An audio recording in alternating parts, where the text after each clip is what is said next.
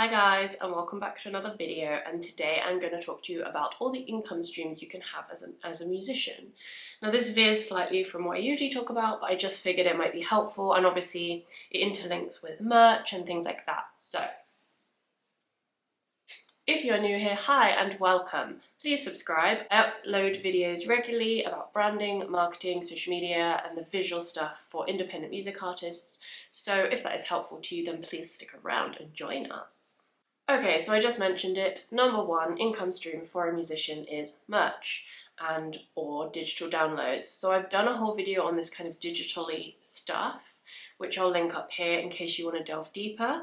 But yeah, consider physical merch for when you have gigs and if you've got a web shop, and then also digital downloads, which are super easy. I have digital downloads in my web shop and it's the best thing because people can buy them and there's no postage, you literally don't do anything, you can just make sales, you can bring value to people, it's super easy for them to buy and it's super easy for you to sell. So consider a range of merch. Actually, I've got a merch video as well, I'll link up here. Oh, lots of links today, so let's go.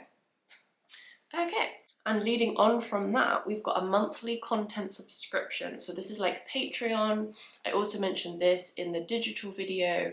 But yeah, it's just something to consider if you're really into making content and your social medias are doing well, and you've just found your flow as a band or artist with creating content, then consider some kind of monthly subscription where people will want more from you and you can give them more for the dollar.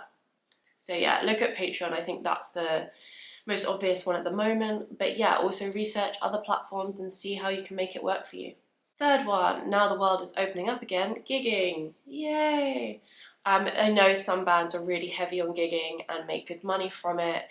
That is another option. Just make sure you have either you, if you're an artist, or someone in your band, or you have someone who can just look at the money side of things for you if it's not your bag. Because some people, I find with that, you either love it or you hate it. And if you're someone who just hates dealing with the money, trying to figure out how much to charge to break even and all that kind of stuff, then just get someone who does enjoy that because they are out here.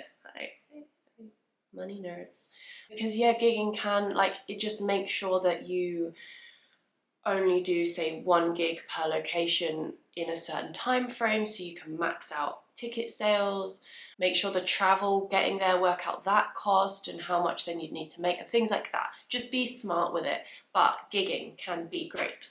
Then we've got streams. Now I know you're super underpaid and with services like Spotify, but still streams are that you can sleep and people can listen to your songs and you get those royalties.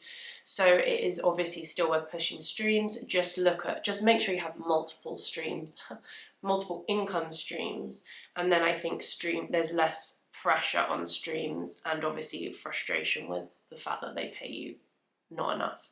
Next we've got sync placements, and I've worked with an artist who gets a lot of sync placements and some payments are better than others, but it can be like a long-term royalty, which is great to have some of those long-term streams in place. Plus it's just great for promotion, getting your music out there. So that is definitely worth researching, and I think you just have to bootstrap a bit. If you want to get sync placements and you don't have, say, a manager or anyone to do it for you, get out there yourself and research how to do it and put yourself out there and be professional and be fun, and good things will hopefully happen for you. The next one is brand partnerships. Now I've done a whole video on this, so I'm going to link that because that is quite in depth. But yeah, again, partnering with a business is great. It can reap financial rewards too, but also it gets your name out there, it gets you connected to people. It is a good thing. Next, if you're a songwriter, you can write samples or songs for other people. I know there are many sites where you can just upload little samples and people can use them. I think some are royalty free, which is insane to me, but there will be some as well where you can get those royalties. So yeah, just be smart with it. Make sure you read all the contracts and make sure you understand what you're getting yourself into, because I have heard of people being burned through this. Like they give a sample to one of these free royalty websites and then someone takes it, uses it, the song goes massive and they maybe don't even get a credit or something. So just make sure that you read what you're signing up for and make sure you're happy with the exchange. Okay, and lastly, workshops. You could put on workshops to teach either singing or guitar, or whatever your outlet is, whatever your instrument is. I wouldn't recommend being a teacher because I have built and run a music tuition business, and with that, you actually want people who want to be a teacher. If you get musicians that just drop it to go gigging and it's like a stopgap, it's just not good for anyone. So if you don't want to become known as just an unreliable teacher, so I wouldn't ever commit to long-term teaching, but definitely do one-off workshops, or like if you can get a workshop within an education institution, then great.